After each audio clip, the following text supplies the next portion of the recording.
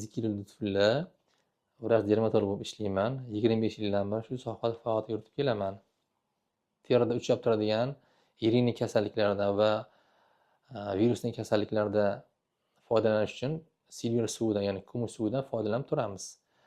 Bu ishlatish uchun juda qulay bo'lgan holatda, ya'ni suyuqlik holatda ishlab chiqariladi va bolalar uchun ichishga va ta'sir jihatdan juda yaxshi ta'sir ko'rsatadi. Bu antibiotik emas, lekin tanadagi immun faoliyatini kuchaytirishga, leykotitlarni aktivlashishiga, immun tizimini mustahkamlanishiga hissa qo'shgan vosita hisoblanadi. Shuning uchun chaqaloqlarda bo'ladigan terining yirik kasalligi bo'lishi mumkin. Statodermiya deymiz yoki furunkul kasal, ya'ni terining yirik kasalining boshlang'ich bosqichlarida mana shu silver suvi ta'siri juda yaxshi bo'ladi. Bu antibiotik o'rnini bosuvchi vosita. Har doim antibiotik bera olmaymiz. Sababki antibiotik bersak, u foydali narsa, lekin antibiotikni o'ziga yarasha nojo'ya ta'sirlari bo'ladi. Bolani ma'lum muddatga immun sistemini tushiradi.